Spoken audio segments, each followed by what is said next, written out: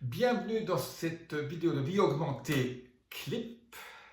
Ça veut dire qu'elle est très courte. Aujourd'hui, je vais vous parler du pain au levain. Quels sont tous les bienfaits du pain au levain pour votre santé?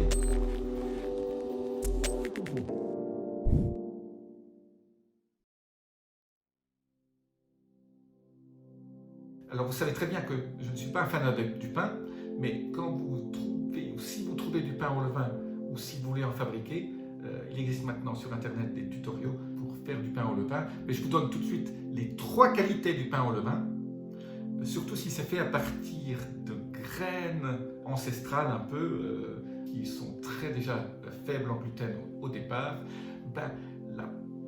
Le principal atout du levain, c'est qu'il fait baisser l'indice glycémique.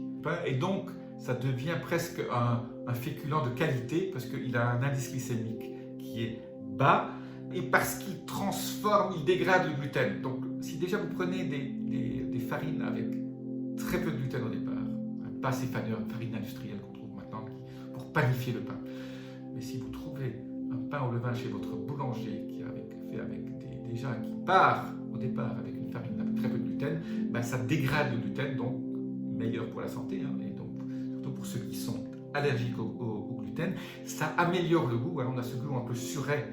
Alors c'est vrai qu'il n'y a pas des grandes, c'est pas comme une baguette avec des grands trous à l'intérieur, mais ça a ce goût absolument génial que moi personnellement j'adore, et ça augmente les teneurs en nutriments parce que le levain durant la fermentation crée un certain nombre de nutriments qui sont absolument géniaux. Alors, soit vous trouvez un boulanger qui les fait, soit vous apprenez à faire votre levain et à faire votre pain vous-même. Il y a plein de tutoriaux sur Internet, j'en ai trouvé des ultra sympas, je ne vais pas vous en recommander, vous utilisez votre moteur de recherche classique et vous trouverez ça.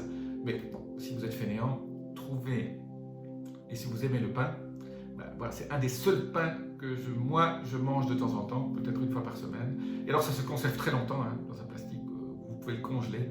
C'est absolument génial. Et ces tutoriaux vous apprennent à faire votre levain vous-même, vous n'avez même pas besoin de l'acheter.